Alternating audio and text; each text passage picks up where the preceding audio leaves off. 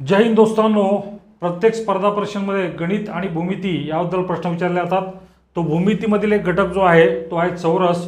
या चौरसाबद्दल येणारे सर्व प्रश्न, त्याची इत्थंभूत माहिती, सर्व सूत्र, फॉर्म्युलाज ह्याच्याबद्दल आपण इत्थंभूत माहिती या व्हिडिओ लेक्चरमध्ये घेणार आहोत। मित्रांनो, व्हिडिओ सुरू करण्यापूर्वी सर्वप्रथम चौरस म्हणजे काय ही बाब आपल्याला लक्षात ठेवायची आहे। चौरस इथं दिलेला आहे आणि चौरस ही एक बंदिस्त आकृती आहे, ही एन्क्लोज फिगर आहे। आणि दोस्तांनो, इथं पहिलं विधान आहे माझं, चौरसाच्या चारही बाजू कशा असतात, समान असतात। तर दोस्तांनो, चौरसाच्या चारही बाजू ज्या आहेत त्या समान असतात। सपोज ही बाजू 10 सेंटीमीटर असेल, ती पण 10 सेंटीमीटर असणार, ही पण 10 सेंटीमीटर असणार आणि ही पण 10 सेंटीमीटर असणार। ही प्रथम बाब आपल्याला लक्षात ठेवायची आहे। नंतर चारही कोन हे काटकोन असतात। चौरसाला दोस्तांनो 4 कोन असतात। पहा, आपल्याला इथं दिसतोय हा जो कोन आहे काटकोन आहे, म्हणजेच 90 अंशाचा आहे। हा सुद्धा काटकोन आहे, हा सुद्धा काटकोन आहे आणि हा सुद्धा काटकोन आहे। नंतर तिसरं विधान जे आहे माझं, चौरसाचे कर्ण एकरूप असतात। आता चौरसाचे कर्ण कोणते आहेत, तर चौरसाला हे 2 कर्ण प्राप्त झालेले आहेत। पहा, पहिला कर्ण आणि दुसरा कर्ण, आणि चौरसाचे दोन्ही कर्ण जे असतात ते एकरूप असतात, कॉन्ग्रुएंट असतात। नंतर चौथं विधान आहे माझं, कर्ण परस्परांना काटकोनात दुभागतात। कर्ण परस्परांना काटकोनात दुभागतात। आता पहा, या 2 कर्णांनी एकमेकांना दुभागलेलं आहे आणि इथं मला प्राप्त होतोय काटकोन, इथं पण प्राप्त होतोय काटकोन, इथं पण प्राप्त होतोय काटकोन, इथं पण प्राप्त होतोय काटकोन, म्हणजे 90 अंशाचा कोन। तर दोस्तांनो, हे चारही विधान आपल्याला लक्षात ठेवायचे आहेत आणि काही फॉर्म्युलाज, काही सूत्र जर आपल्याला लक्षात राहिली तर 100% चौरसाबद्दलचा कोणताही प्रश्न आपण हमखासरित्या सोडवू शकतो। आता पहिला जो फॉर्म्युला आहे तो आहे क्षेत्रफळाबद्दल। क्षेत्रफळ म्हणजे काय, एरिया। आणि चौरस क्षेत्रफळ मी मांडणार कोणत्या फॉर्म्युलामध्ये, कोणत्या सूत्रामध्ये, तर लांबी गुणिले रुंदी किंवा बाजूचा वर्ग असं सुद्धा मांडणार। कारण की दोस्तांनो, आपल्याला लक्षात ठेवायचं आहे, चौरसाच्या चारही बाजू समान असतात, त्यामुळे जेवढी लांबी असेल तेवढीच काय असणार, रुंदी असणार। त्यामुळे त्याला वेगळ्या भाषेत मी संबोधलेलं आहे, बाजूचा वर्ग। नंतर चौरसाची परिमिती। परिमिती म्हणजे काय दोस्तांनो, पेरीमीटर। पेरीमीटर म्हणजे एखाद्या आकृतीची सर्व बाजूंची बेरीज।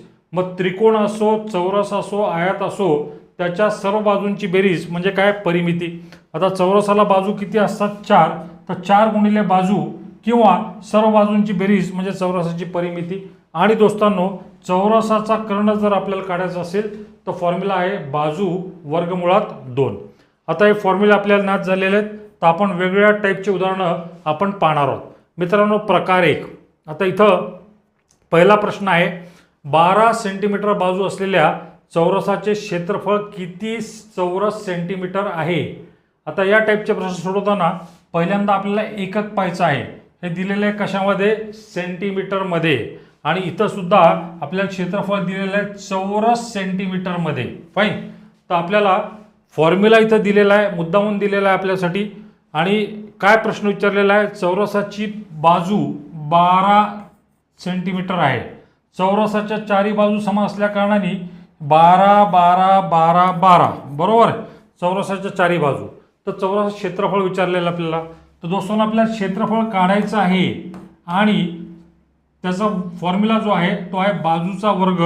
बाजू किती आहे दोस्तांनो, 12चा वर्ग, म्हणजे 12 गुणिले 12 प्राप्त होणार। 12 गुणिले 12 बरोबर काय असणार दोस्तांनो, 144।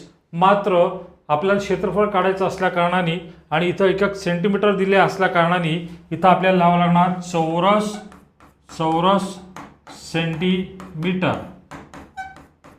बरोबर। मग ह्याच्यासाठी सरावासाठी एक दुसरा प्रश्न दिलेला आपल्या आकलनासाठी की 18 सेंटीमीटर, इथं पण 18 सेंटीमीटर, एकक सेंटीमीटरचं आहे, बाजू असलेल्या चौरस क्षेत्रफळ किती चौरस सेंटीमीटर असणार। आता बाजू जी दिलेली दोस्तांनो ती आहे 18, बाजू आहे 18, बाजू आहे 18, बाजू आहे 18, आणि आपल्याला क्षेत्रफळ काढायचं आहे। तर क्षेत्रफळ बरोबर बाजूचा वर्ग म्हणजे 18चा वर्ग, म्हणजे दोस्तांनो 18 गुणिले 18, 18 गुणिले 18 किती होणार दोस्तांनो, 324। आणि 324 म्हणजेच काय, तर क्षेत्रफळ असणार, पण त्याच्या पुढे आपल्याला एकक लिहावं लागणार, ते असणार काय, चौरस सेंटीमीटर। चौरस सेंटीमीटर।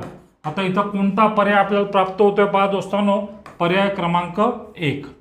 आता प्रकार 2 किंवा ज्याला आपण टाईप 2 म्हणूया, एका चौरसाकृतीचे क्षेत्रफळ 256 चौरस सेंटीमीटर आहे, तर त्याची लांबी किती?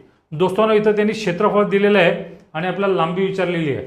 या लांबी शब्दाच्या ऐवजी इथं रुंदी सुद्धा विचारू शकतात किंवा बाजू सुद्धा शब्द टाकू शकतात. आता आपल्याला माहिती आहे चौरस क्षेत्रफळ किती चौरस सेंटीमीटर आहे, 256 चौरस सेंटीमीटर आहे. फॉर्म्युला आपल्या समोर दिलेला आहे. चौरस क्षेत्रफळ किती आहे दोस्तांनो? 256. फाईन. बरोबर काय? बाजूचा वर्ग. बाजू काय आहे असं आपण गृहीत धरायचं, तर बाजू x आहे आपण असं गृहीत धरू आणि x चा वर्ग बरोबर 256. थोडक्यात वर्गमुळात 256 बरोबर काय असणार दोस्तांनो? x. आणि 256 कोणत्या संख्येचा वर्ग आहे? तर तो आहे 16चा वर्ग. 16 बरोबर दोस्तांनो काय येणार आहे? x. पण आपल्याला ही लांबी काढायची आहे, त्यामुळे याचं एकक सुद्धा मला लिहावं लागेल. ते असणार काय? 16 सेंटीमीटर. पर्याय कोणता दिसतोय दोस्तांनो आपल्याला? परत एकदा दिसतोय पहिला पर्याय. मग त्याच अनुषंगाने चौथा प्रश्न आहे आपल्यासमोर. एका चौरसाकृतीचे क्षेत्रफळ 529 चौरस सेंटीमीटर आहे, 529 स्क्वेअर सेंटीमीटर आहे, तर त्याची लांबी किंवा रुंदी किंवा बाजू किती आहे? फाईन. आणि 4 पर्याय दिले आपल्याला. चौरस क्षेत्रफळ ऑलरेडी देऊन टाकलेले आहे त्यांनी, किती? 529 बरोबर बाजूचा वर्ग. तर आपण काय करूया? लांबीचा वर्ग, लांबीला धरूया आपण x, म्हणून x चा वर्ग. त्यामुळं वर्गमुळात 529 बरोबर काय असणार आहे दोस्तांनो? x. आणि 529 कोणत्या संख्येचा वर्ग आहे? तो आहे 23चा वर्ग. 23 बरोबर काय? x. पण परत इथं आपल्याला एकक लिहावं लागणार आहे दोस्तांनो. 23 सेंटीमीटर असं या प्रश्नाचं उत्तर येणार आहे. आणि पर्याय कोणता आहे दोस्तांनो? पर्याय 4. मग पुढचा जो प्रकार आहे किंवा टाईप 3 ज्याला आपण म्हणूया, तो वेगळ्या प्रकारचा आहे. इथं एका चौरसाची परिमिती 60 सेंटीमीटर आहे, तर त्याचं क्षेत्रफळ किती आहे? म्हणजे दोस्तांनो इथं परिमिती दिलेली आहे आणि क्षेत्रफळ काढायला सांगितलेलं आहे आपल्याला. आणि आपल्याला परिमिती म्हणजे काय आपल्याला कल्पना आहे, चारही बाजूंची बेरीज म्हणजेच काय? परिमिती. आता इथं परिमिती किती दिलेली आहे? 60. फॉर्म्युलामध्ये त्या संख्या टाकून द्यायच्या. परिमिती आहे 60 बरोबर 4 गुणिले x. बाजूला आपण x गृहीत धरलेलं आहे, त्यामुळं आपण 4 गुणिले x धरलेलं आहे. थोडक्यात 60 बरोबर काय असणार दोस्तांनो? 4x. म्हणजेच याचा अर्थ काय होणार? 60 भागिले 4 बरोबर काय येणार आहे? x. 4 एक 4 आणि 4 गुणिले 15 बरोबर 60. म्हणजे थोडक्यात x ची किंमत येणार आहे दोस्तांनो 15. आणि कोणतं एकक असणार आहे? सेंटीमीटर. बरं का? तर 15 सेंटीमीटर उत्तर असणार आहे त्याचं. मात्र इथं आपल्याला क्षेत्रफळ विचारलेलं आहे आणि क्षेत्रफळाचा फॉर्म्युला जो आहे तो आहे बाजूचा वर्ग. आता इथं क्षेत्रफळ बरोबर काय? बाजूचा वर्ग. बाजू किती सेंटीमीटर आहे? 15. तर 15चा वर्ग येणार आहे आणि 15चा वर्ग बरोबर किती असणार दोस्तांनो? 225. पण आपल्याला क्षेत्रफळ विचारलं असल्या कारणाने इथं 225 चौरस सेंटीमीटर असं याचं उत्तर येणार आहे. म्हणजे थोडक्यात याचं उत्तर येणार आहे पर्याय 2. मग त्याच आधारावरचा 6वा प्रश्न जो आहे, एका चौरसाची परिमिती 40 सेंटीमीटर आहे, तर त्याचे क्षेत्रफळ किती? आणि परिमिती आपल्याला दिलेली आहे, त्यामुळं फॉर्म्युलामध्ये सरळ मांडून टाकायचं. परिमिती बरोबर 40 आणि 4 गुणिले काय? तर बाजू म्हणजे काय? x दोस्तांनो. म्हणजे थोडक्यात 40 बरोबर काय दोस्तांनो? 4x. आणि 40 भागिले 4 बरोबर काय दोस्तांनो? x. तर 40 भागिले 4 काय येणार आहे दोस्तांनो? तर ते येणार आहे 10 सेंटीमीटर. 10 सेंटीमीटर ही झाली त्याची एक बाजू. आणि चौरसाच्या चारी बाजू समान असतात. तर चौरस क्षेत्रफळ विचारलेले त्यांनी आपल्याला. क्षेत्रफळ बरोबर काय असणार आहे? लांबी गुणिले रुंदी. लांबी पण तेवढीच, रुंदी पण तेवढीच. किंवा फॉर्म्युला जो आहे तो बाजूचा वर्ग. बाजू किती दिलेली दोस्तांनो? बाजूचा वर्ग 10. बाजूचा वर्ग 10 म्हणजे 10चा वर्ग बरोबर काय असणार आहे? 100.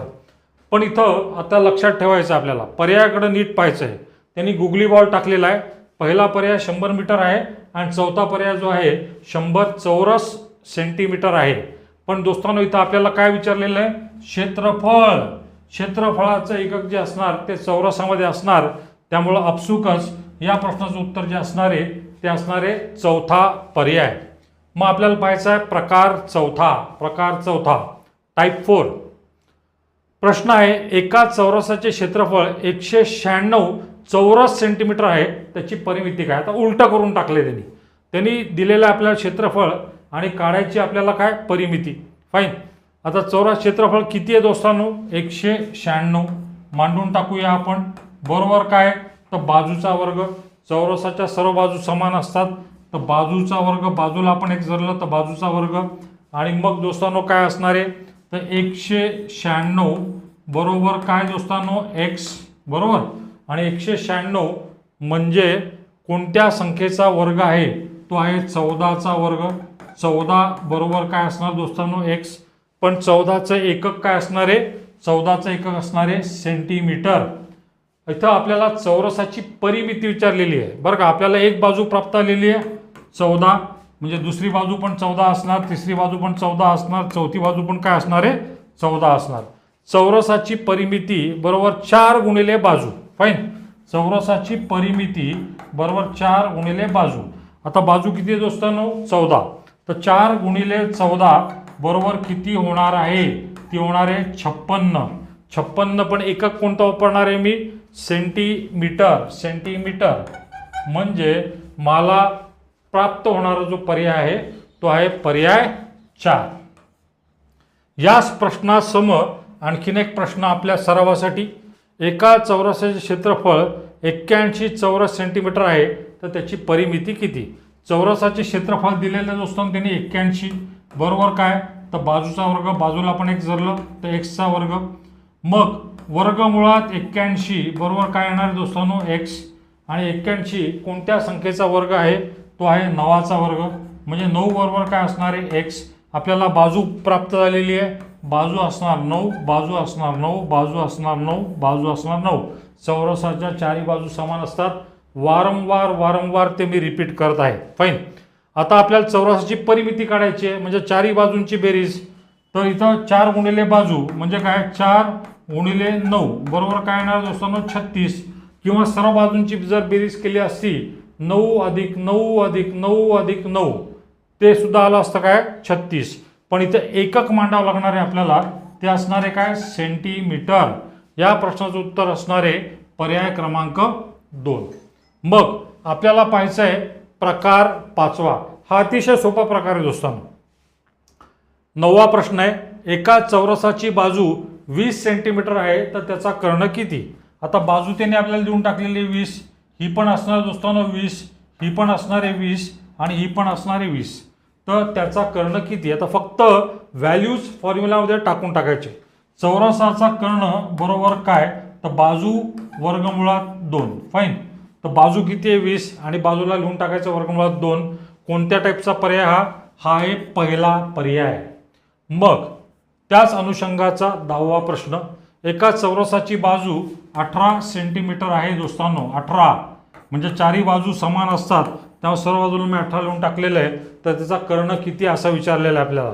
चौरसाचा कर्ण विचारलेला आहे आपल्याला. कर्ण बरोबर बाजू वर्गमुळात 2. बाजू किती आहे 18 आणि वर्गमुळात 2 म्हणजे या प्रश्नाचं उत्तर जे असणार आहे ते असणार आहे दोस्तांनो कितवा पर्याय तर तिसरा पर्याय. आता शेवटचा जो टाईप आहे प्रकार 6.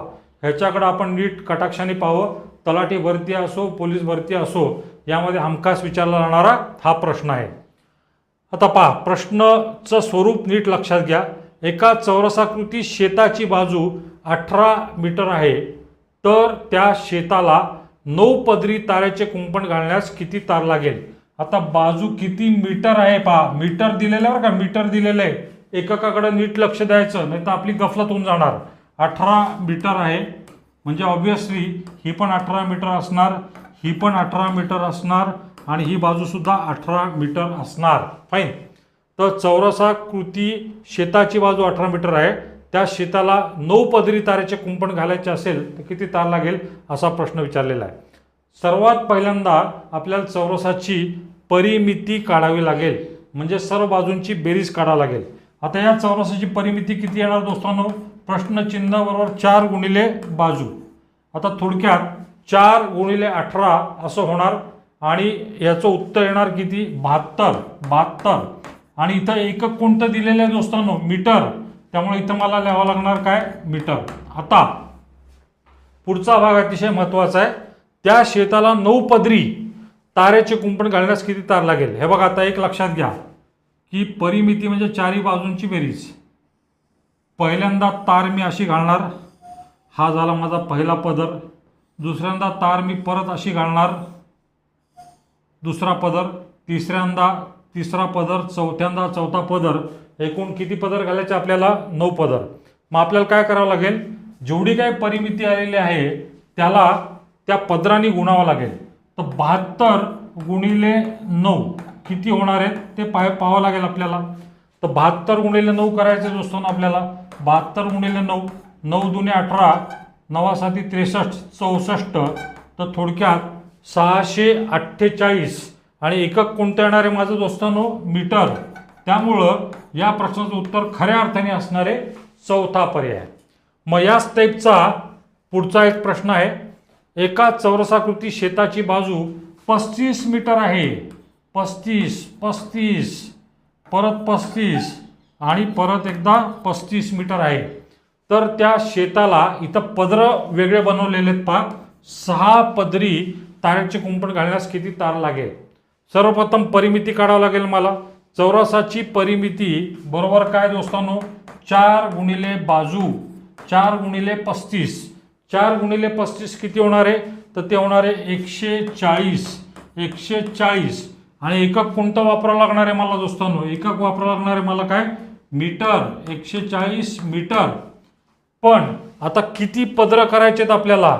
पहिला पदर हा, परत एकदा लक्षात घ्या, हा पहिला पदर, मग परत हा दुसरा पदर, तिसरा पदर, असे किती पदर आहेत 6 पदर. म्हणजे जेवढी काही परिमिती आलेली आहे, जी आलेली आहे म्हणजे 140 गुणिले मला काय करावं लागणार आहे 6. जे काय उत्तर असेल तेवढी मीटर वायर मला लागणार आहे.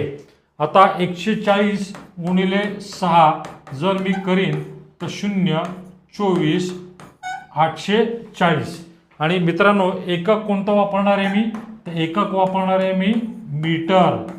त्यामुळं या प्रश्नाचं उत्तर जे असणार आहे ते असणार आहे दोस्तांनो कोणता पर्याय, पहिला पर्याय. तर दोस्तांनो हे झाले चौरसा संदर्भातले बेसिक क्वेश्चन्स. आपण बेसिकपासून डिफिकल्ट लेवलपर्यंत जाणार आहोत. आपल्याला जर व्हिडिओ लेक्चर आवडला असेल तर आणि तरच लाईक करा, शेअर करा, सबस्क्राईब करा. धन्यवाद दोस्तांनो.